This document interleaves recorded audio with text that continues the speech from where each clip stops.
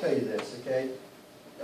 Buzzy knows this because he's with me every day. He was with me every day for a few years, and then not only as a player, as a coach, but he knows that I always try to teach our players other lessons besides just winning baseball games. You know, how to conduct yourself, how to be humble in victory, how to give credit to others, play with good sportsmanship, you know, respect your opponent, and so forth. Okay, and you know, every so often the head coach has to be reminded about ideas of humility and being humble as well. You know, because we all, you know, relish in our successes. And I think about a special season I had before I came to LSU, Buzz. I don't know if I ever told you this story, but I was coaching at Notre Dame many years ago. That, if you all don't know what Notre Dame is, it's a small Catholic school up in the Midwest, okay, in northern Indiana, and not a very warm place. Okay, South Bend, Indiana, coldest place on earth. Well, let me say, you know, South Bend is that cold. I can't imagine how cold North Bend must be. Okay? I didn't know it was possible to be any colder than it is in South Bend.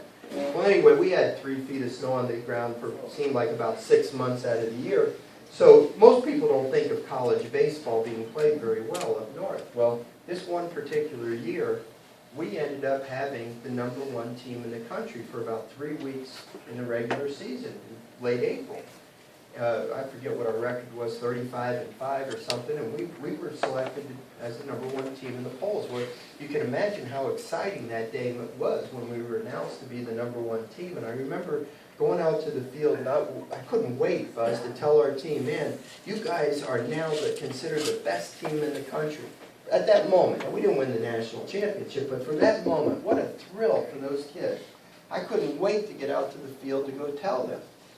Well, when I got out to the field, I realized I really didn't have to tell them. They already knew, and I'll tell you why I know they knew. Because when I drove up, you know those TV vans with the big antenna sticking out of them? There were like 5 of them out there, and there was print media and radio and all these TV guys scattered all over the field talking to our players.